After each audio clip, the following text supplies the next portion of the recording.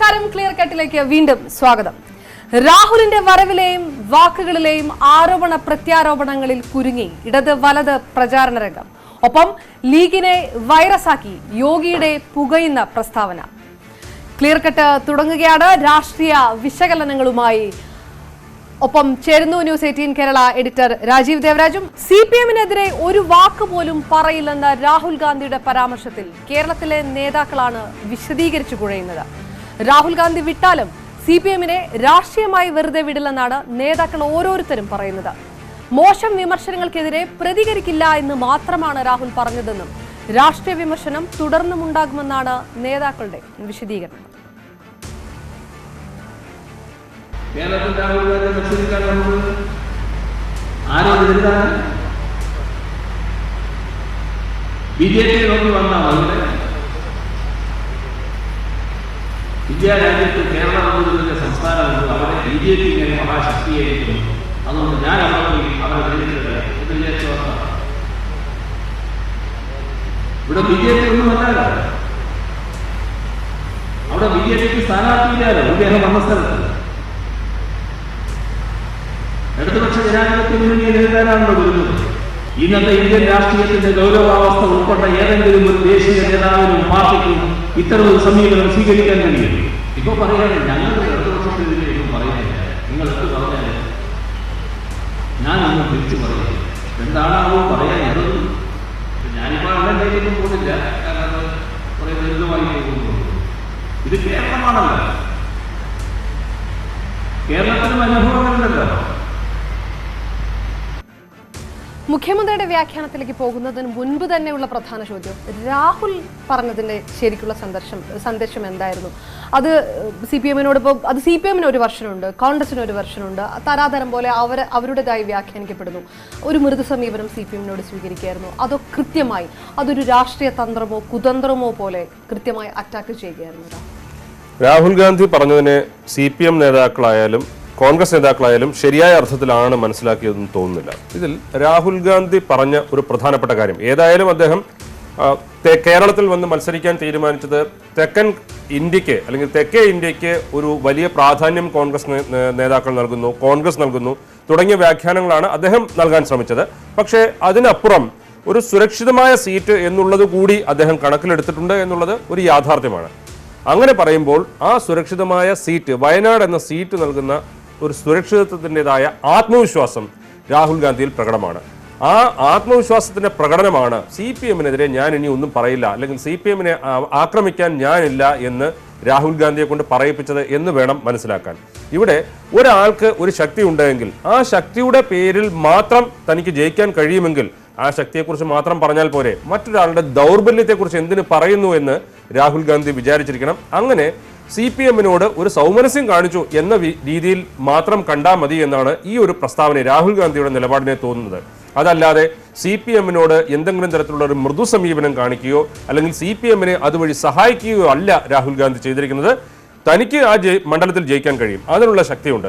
ആ ശക്തിയെക്കുറിച്ച് മാത്രമേ ഞാൻ ആലോചിക്കുന്നുള്ളൂ. അതിനപ്പുറം നിങ്ങളുടെ ദൗർബല്യങ്ങൾ എണ്ണിപ്പറയാൻ ഞാൻ വരുന്നില്ല എന്നുള്ളതാണ് രാഹുൽ ഗാന്ധി ആ ഒരു പ്രസ്താവനയിലൂടെ നടത്തിയത് എന്നുള്ളതാണ് ഏറ്റവും പ്രധാനപ്പെട്ടത്. പക്ഷേ അത് CPM-ന് അത് മനസ്സിലായിട്ടില്ല എന്നുള്ള കാര്യം വ്യക്തമാണ്. ഇന്നിപ്പോൾ നേരത്തെ മുഖ്യമന്ത്രി പറഞ്ഞ പറ്റി തന്നെ CPM-നെതിരെ എന്തെങ്കിലും പറഞ്ഞാൽ CPM പറയുന്നത് തിരിച്ചു കേൾക്കേണ്ടി വരും രാഹുലിന് എന്ന് പറയുമ്പോൾ ആ ഒരു അഗ്രസീവായിട്ട് തന്നെയാണ് CPM അതിന് മറുപടി കൊടുക്കുന്നത്.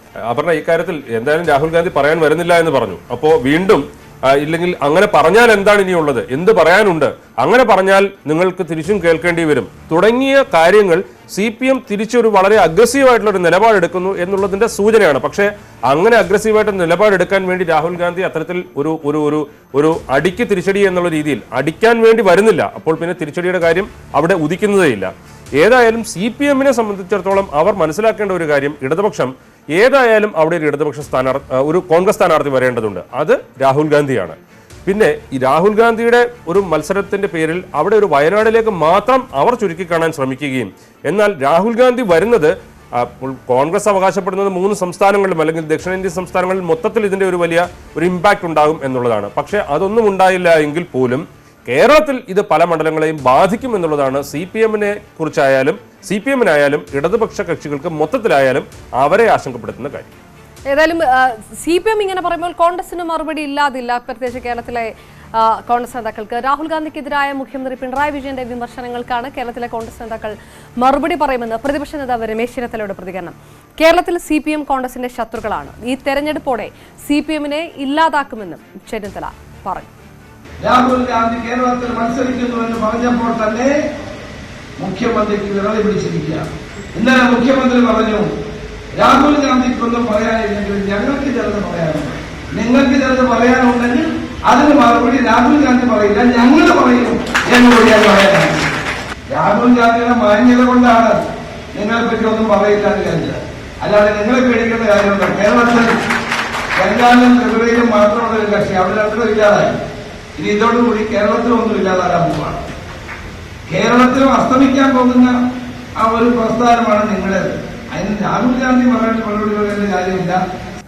ദക്ഷിണേന്ത്യയിൽ BJP-യുടെ വളർച്ച തടയുന്നതിനായാണ് രാഹുൽ ഗാന്ധി വയനാട് മത്സരിക്കുന്നതെന്ന് ഉമ്മൻചാണ്ടിയുടെ പ്രതികരണം. CPM-നെ രാഷ്ട്രീയമായി വിമർശിക്കുന്നത് തുടരും. വ്യക്തിപരമായ മറുപടി ഉണ്ടാവില്ല എന്നാണ് രാഹുൽ പറഞ്ഞതെന്നും ഉമ്മൻചാണ്ടി പറയുന്നു. എന്നെക്കുറിച്ച് എന്തു പറഞ്ഞാലും ഞാൻ അതിന് മറുപടി പറയത്തില്ല.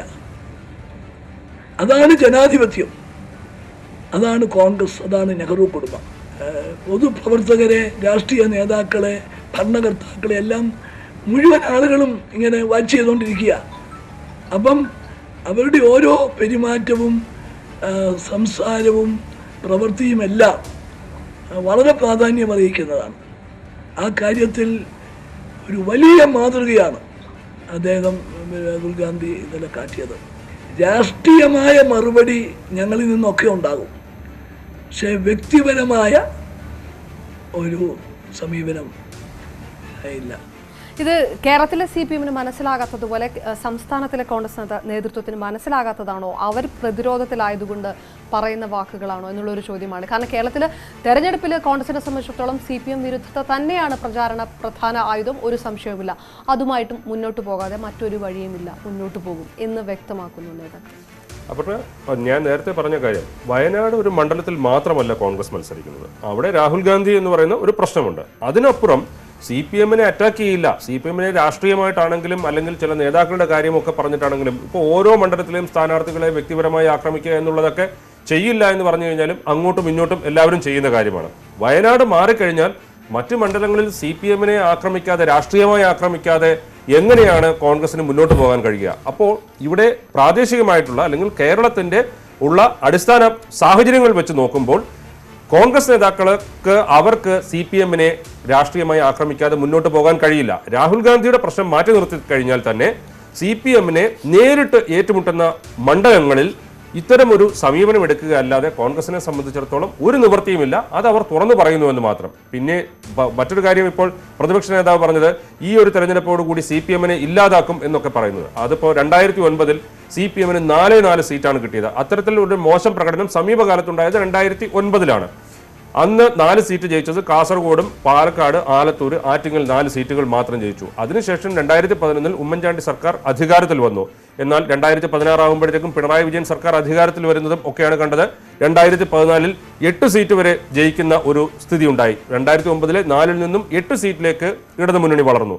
ഇതൊക്കെ മാറിയും മറിഞ്ഞും സംഭവിക്കും. പക്ഷേ രാഹുൽ ഗാന്ധിയുടെ വരവും അത് CPM-നുണ്ടാക്കിയ അങ്കലാപ്പും CPM-ൽ നിന്നുണ്ടായ പ്രതികരണങ്ങളും ഒക്കെ ഇപ്പോൾ ഉണ്ടായ ഒരു സാഹചര്യം മാത്രമാണ്. അതിന്റെ പേരിൽ CPM-നെ മൊത്തത്തിൽ ഇല്ലാതാക്കും എന്നൊക്കെയുള്ള അവകാശവാദം ഉന്നയിക്കുന്നത് കോൺഗ്രസിന്റെ അവകാശവാദം മാത്രമേ നമുക്ക് കാണാൻ കഴിയുള്ളൂ. പക്ഷേ കോൺഗ്രസിന് CPM-നെ എതിർക്കാതെ, തുറന്നെതിർക്കാതെ, രാഷ്ട്രീയമായി കുറ്റം പറയാതെ, രാഷ്ട്രീയ ആക്രമണം നടത്താതെ കോൺഗ്രസിന് മുന്നോട്ട് പോകാൻ കഴിയില്ല. അതാണ് ഇന്ന് ഉമ്മൻചാണ്ടിയിൽ നിന്നായാലും രമേശ് ചെന്നിത്തലയിൽ നിന്നായാലും ഉണ്ടായ പ്രതികരണങ്ങളിൽ നിന്ന് വ്യക്തമാകുന്നത്. ഏതായാലും രാഹുൽ വയനാട്ടിൽ മത്സരിക്കാൻ തീരുമാനിച്ചതോടെ ദേശീയ നേതാക്കളുടെ പരാമർശങ്ങളിൽ കേരള രാഷ്ട്രീയവും കേരളത്തിലെ രാഷ്ട്രീയ പാർട്ടികളെ കുറിച്ചുള്ള പരാമർശങ്ങളും കൂടുതലായി വന്നു തുടങ്ങിയിരിക്കുന്നു. തെരഞ്ഞെടുപ്പിൽ മത്സരിക്കാൻ അമേഠിക്ക് പുറമെ വയനാട് കൂടി രാഹുൽ ഗാന്ധി തെരഞ്ഞെടുത്തോടെ BJP നേതാക്കൾ കണ്ണും പൂട്ടിയാണ് വിമർശിക്കുന്നത്. കോൺഗ്രസിനൊപ്പം UDF മുന്നണിയിലുള്ള മുസ്ലിം ലീഗ് വൈറസാണെന്നാണ് ഉത്തർപ്രദേശ് മുഖ്യമന്ത്രി യോഗി ആദിത്യനാഥിന്റെ പരാമർശം. കോൺഗ്രസിനെ ലീഗ് വൈറസ് ബാധിച്ചു കഴിഞ്ഞു. കോൺഗ്രസ് ജയിച്ചാൽ ഈ വൈറസ് രാജ്യം മുഴുവൻ പടരുമെന്നും യോഗി ആദിത്യനാഥ് പറഞ്ഞു. യോഗിക്ക് ചരിത്രമോ ഭൂമിശാസ്ത്രമോ അറിയില്ല എന്നാണ് കോൺഗ്രസിന്റെ പരിഹാസം. ലീഗിന്റെ പച്ച പതാക പാകിസ്ഥാൻ പതാകയാണെന്നുള്ള പരാമർശത്തിന് ശേഷമാണ് അടുത്തത് വരുന്നത് ലീഗ് വൈറസാണ് എന്നുള്ള പരാമർശം യോഗി ആദിത്യനാഥിന്റെ ഭാഗത്ത് നഗ്നമായ രീതിയിലുള്ള ഒരു വർഗീയത പറയാൻ ശ്രമിക്കുകയാണ്. ഇതൊരു രാഷ്ട്രീയമാണോ അതോ ഒരു മുസ്ലിം വിരുദ്ധതയാണോ? കേരളത്തിന്റെ സാഹചര്യങ്ങൾ വെച്ച് നോക്കുമ്പോൾ ഇത്തരം പ്രസ്താവനകൾ മലയാളികൾ, കേരളീയർ അങ്ങനെ പെട്ടെന്ന് സ്വീകരിക്കുന്ന ഒരു കാര്യമല്ല. മുസ്ലിം ലീഗിന്റെ കൊടി പാകിസ്ഥാന്റെ കൊടി ആണ് എന്ന് വരുത്തി തീർത്തുകൊണ്ടുള്ള ചില പ്രചാരണങ്ങൾ ഇതിനകം തന്നെ പല സോഷ്യൽ മീഡിയയിലൂടെ വലിയ രീതിയിൽ നടന്നു കഴിഞ്ഞു. രാഹുൽ ഗാന്ധി നിൽക്കുന്നതിന് പുറകിൽ പച്ചക്കൊടി അല്ലെങ്കിൽ ഈ ലീഗിന്റെ കൊടി കണ്ടത് അത് പാകിസ്ഥാന്റെ കൊടിയാണ്, പാകിസ്ഥാന്റെ കൊടി ഉപയോഗിച്ച് രാഹുൽ ഗാന്ധി പ്രചരണം നടത്തുന്നു എന്നുള്ള രീതിയിലാണ് വ്യാപകമായ പ്രചരണം നടക്കുന്നത്. ഇത് അടിസ്ഥാനപരമായി വസ്തുത മനസ്സിലാക്കാതെ നടത്തിയ പ്രചാരണത്തിന്റെ ഭാഗമാണ്. ഒരുപക്ഷെ അത് തന്നെയായിരിക്കണം ഉത്തർപ്രദേശ് മുഖ്യമന്ത്രിയും ഹിന്ദുത്വ രാഷ്ട്രീയത്തിന്റെ ഒരു വലിയ വക്താവും ഒക്കെയായ യോഗി ആദിത്യനാഥ് ഇപ്പോൾ എടുത്തുപയോഗിച്ചിരിക്കുന്നത്. അദ്ദേഹത്തിന്റെ ട്വീറ്റിലൂടെയാണ് ഇത്തരത്തിലൊരു ഒരു പരാമർശം വന്നിരിക്കുന്നത്. രാഷ്ട്രീയ വൈറസാണ്, അത് കോൺഗ്രസിനെ ബാധിച്ചിരിക്കുന്നു എന്നൊക്കെ ഉള്ളത്. പക്ഷേ മുസ്ലിം ലീഗിനെ വർഗീയ കക്ഷി എന്ന് ആക്ഷേപിക്കുമ്പോഴും പല പ്രശ്നങ്ങളിലും അല്ലെങ്കിൽ ഹിന്ദു മുസ്ലിം പ്രശ്നങ്ങളൊക്കെ ഉണ്ടായിട്ടുള്ളപ്പോഴും അയോധ്യയിൽ പള്ളി തകർത്ത സംഭവം അടക്കമുണ്ടായപ്പോഴും ഒക്കെ മുസ്ലിം ലീഗ് ഇവിടെ കേരളത്തിൽ എടുത്തിരുന്ന സമീപനം എന്താണ് എന്നൊക്കെ ഉള്ളത് മലയാളികൾക്ക് നന്നായിട്ട് അറിയാം. പക്ഷേ ഹിന്ദു പാർട്ടികളുടെ ഭാഗത്ത് നിന്ന് തിരിച്ചുള്ള ആക്രമണമാണ് ഉണ്ടാകുന്നത്.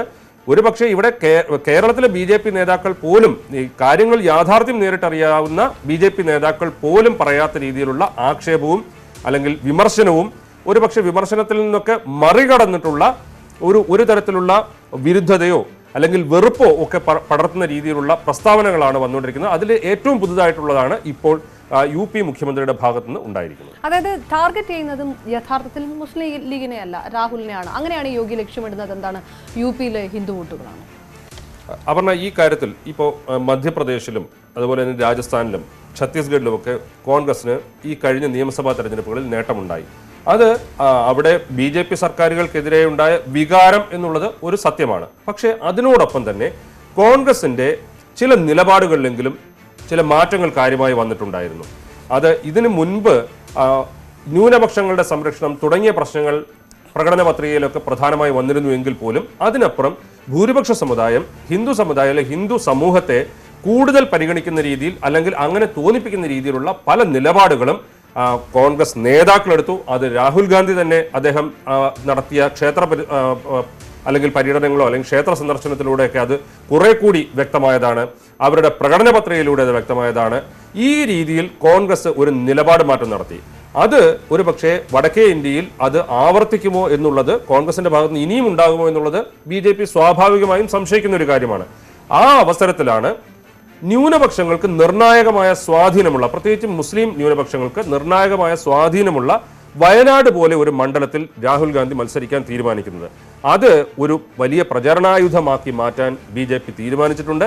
ഇതിന്റെ ഭാഗമായി കൂടി വേണം യോഗി ആദിത്യനാഥിന്റെ ഭാഗത്ത് നിന്നുണ്ടായ അല്ലെങ്കിൽ യോഗിയെ പോലുള്ളവരുടെ ഭാഗത്തു നിന്നുണ്ടാകുന്ന പ്രസ്താവനകളെ കാണാൻ.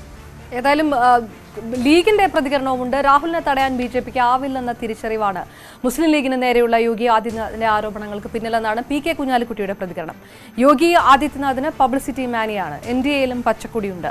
പ്രസ്താവന യോഗിയെ തന്നെ തിരിഞ്ഞുകുത്തുമെന്ന് കുഞ്ഞാലിക്കുട്ടി പറഞ്ഞു. അവിടെ ഇരിക്കുന്ന യോഗി ആദിത്യനാഥിന് യാതൊരുവിധ ഇത് സംബന്ധിച്ച് അറിവും ഇല്ലാത്തതുകൊണ്ട് പറയുന്നതാണ്. അദ്ദേഹം ഇത്തരം പ്രസ്താവനകൾ ഇടയ്ക്കിടയ്ക്ക് കൊണ്ടിരിക്കാറുണ്ട്. അത് അദ്ദേഹത്തിന് തന്നെ തിരിഞ്ഞു കുത്താറുമുണ്ട്. ഇതും തിരിഞ്ഞു കുത്തേ ഉള്ളൂ. ഇന്ത്യയിലെ പല സംസ്ഥാനത്തും BJPയുടെ മുന്നണിയും പലതാണ്. അതിലൊക്കെ പച്ചക്കൊടിയുണ്ട്, ചിലത് ലീഗ് എന്ന് പറഞ്ഞ് നടക്കുന്നവർ തന്നെ ഉണ്ട്. ബാലിശമായ കാര്യങ്ങൾ പറഞ്ഞ് രാഹുൽ ഗാന്ധിയെ വിമർശിച്ചിട്ട് കാര്യമില്ല. നേരത്തെ രാജീവ് പറഞ്ഞതുപോലെ തന്നെ സംസ്ഥാനത്തെ കേരളത്തിലെ BJP നേതാക്കൾ പോലും ഉന്നയിക്കാത്ത രീതിയിലുള്ള ആരോപണങ്ങൾ ലീഗിനെതിരെ വരുന്നത് തെരഞ്ഞെടുപ്പിൽ ഏതെങ്കിലും രീതിയിലുള്ള ചലനങ്ങളാണ്? ഈ തെരഞ്ഞെടുപ്പിൽ കേരളത്തിൽ അത് പ്രത്യേകിച്ച് അങ്ങനെ ഒരു ചലനം ഉണ്ടാക്കാൻ സാധ്യതയില്ല. പക്ഷേ എങ്കിൽ പോലും മുസ്ലിം ലീഗ് വൈറസാണ് എന്ന രീതിയിൽ പരാമർശിക്കുന്നതും അല്ലെങ്കിൽ ഇതിനു മുൻപ് വിഭജനത്തിന്റെ ഭാഗമായി നിന്നവരാണ് എന്ന രീതിയിലുള്ള പരാമർശങ്ങൾ അടക്കം ഉള്ള പരാമർശമാണ് ഇന്ന് UP മുഖ്യമന്ത്രിയുടെ ഭാഗത്തു നിന്നുണ്ടായത്. ഇങ്ങനെ മുസ്ലിം സമുദായത്തെ നേരിട്ട് കടന്നാക്രമിക്കുന്ന രീതിയിലുള്ള സമീപനം BJP നേതാക്കളിൽ നിന്ന് ഉണ്ടാകുന്നത് BJPയോടുള്ള എന്തെങ്കിലും തരത്തിലുള്ള ഒരു അടുപ്പം സൂക്ഷിക്കുന്ന ന്യൂനപക്ഷ സമുദായത്തിൽ പോലും പിന്നെയും ആ അകലം വർദ്ധിപ്പിക്കാനും അത് BJP എതിർക്കുന്നവരാരാണോ അവരെ വിജയിപ്പിക്കണമെന്നുള്ള തോന്നൽ ഈ ന്യൂനപക്ഷ സമുദായങ്ങളിൽ ഉണ്ടാക്കാനും അത് വളർത്താനുമേ സഹായിക്കുകയുള്ളൂ. ഇത് ഫലത്തിൽ യോഗി ആദിത്യനാഥിന്റെ പ്രതികരണം BJPക്ക് എന്തെങ്കിലും തരത്തിൽ കേരളത്തിൽ ഒരു സഹായം ഉണ്ടാക്കി കൊടുക്കില്ല. അത് കോൺഗ്രസിനോ അതല്ലെങ്കിൽ മോദിയെ എതിർക്കുന്നവർ, നരേന്ദ്രമോദിക്ക് എതിരായി നിൽക്കുന്നവർ ആരാണോ അവർക്ക് കൂടുതൽ ബലം പകരുന്ന രീതിയിലുള്ള വോട്ടിന്റെ പിന്തുണ ന്യൂനപക്ഷ സമുദായങ്ങളുടെ ഭാഗത്തു നിന്ന് ഉണ്ടാകാനുമേ സഹായിക്കുകയുള്ളൂ. പക്ഷേ ഇതിപ്പോൾ യോഗി ആദിത്യനാഥിനെ പോലെ ദേശീയ തലത്തിൽ കൂടുതൽ ശ്രദ്ധയൊക്കെയുള്ള അതല്ലെങ്കിൽ ഹിന്ദി ഹൃദയഭൂമിയിൽ നിന്നുള്ള ഒരു നേതാവ് പറയുമ്പോൾ അവർ ഇവിടെയല്ല ലക്ഷ്യം വെക്കുന്നത്. അവർ പ്രധാനമായും ലക്ഷ്യം വെക്കുന്നത് രാഹുൽ ഗാന്ധിയെ ന്യൂനപക്ഷ വിഭാഗങ്ങളോട് ചേർന്ന് നിൽക്കുന്ന ഒരാളാക്കി ചിത്രീകരിക്കുന്നതിനുള്ള ഒരു ശ്രമത്തിന്റെ ഭാഗമായും അത് കോൺഗ്രസ് വടക്കേ ഇന്ത്യയിൽ ഏതെങ്കിലും തരത്തിൽ ഹിന്ദുത്വ രാഷ്ട്രീയവുമായോ അല്ലെങ്കിൽ അവരെ അതിനോട് ചേർന്ന് നിൽക്കുന്നവരെ ആകർഷിക്കാൻ നടത്തുന്ന ശ്രമങ്ങളെ പുറകോട്ടടിപ്പിക്കുന്നതിന്, അതായത് എന്തെങ്കിലും തരത്തിൽ ഭൂരിപക്ഷ സമുദായത്തിന്റെ ഹിന്ദു സമുദായത്തിന്റെ വോട്ടുകൾ കൂടുതലായി കോൺഗ്രസിലേക്ക് പോകാൻ സാധ്യതയുണ്ടെങ്കിൽ അത് തടയിടുക എന്ന ലക്ഷ്യം കൂടി യോഗി ആദിത്യനാഥിന്റെ ഇന്നത്തെ പ്രതികരണത്തിന്റെ ഭാഗമായി ഉണ്ട് എന്ന് തന്നെ വേണം നമുക്ക് മനസ്സിലാക്കാൻ. ഏതായാലും ഇതിനിടയിൽ BJPക്ക് അകത്ത് നിന്ന് ചില സുഖമല്ലാത്ത സ്വരങ്ങളും വരുന്നു. 75 വയസ്സിന് മേൽ പ്രായമുള്ളവർ ലോക്സഭാ തെരഞ്ഞെടുപ്പിൽ മത്സരിക്കേണ്ടതാണ് BJPയുടെ തീരുമാനം. ഈ തീരുമാനത്തോടെ പുറത്തു നിൽക്കേണ്ടി വന്നത് പാർട്ടി സ്ഥാപക നേതാവായ LK അദ്വാനിക്കും മുതിർന്ന നേതാവ് മുരളി മനോഹർ ജോഷിക്കുമാണ്. ഈ നേതാക്കളെ അനുനയിപ്പിക്കാനുള്ള നീക്കത്തിനിടെയാണ് ലോക്സഭാ സ്പീക്കർ സുമിത്ര മഹാജന്റെ അതൃപ്തി രേഖപ്പെടുത്തിയുള്ള കത്ത്. ഇൻഡോർ സീറ്റിന്റെ കാര്യത്തിൽ തീരുമാനം വൈകിയതോടെ ഇനി മത്സരിക്കാനില്ല എന്ന് കാണിച്ചാണ് സുമിത്ര മഹാജൻ പാർട്ടിക്ക് കത്ത് നൽകിയത്. വോട്ടെടുപ്പിലേക്ക് നീങ്ങാൻ ഒരാഴ്ചയിൽ താഴെ മാത്രം ദിവസങ്ങൾ ബാക്കി നിൽക്കുമ്പോൾ മുതിർന്ന നേതാക്കളുടെ പിണക്കം BJPക്ക് തലവേദന ഉണ്ടാക്കുകയുമാണ്.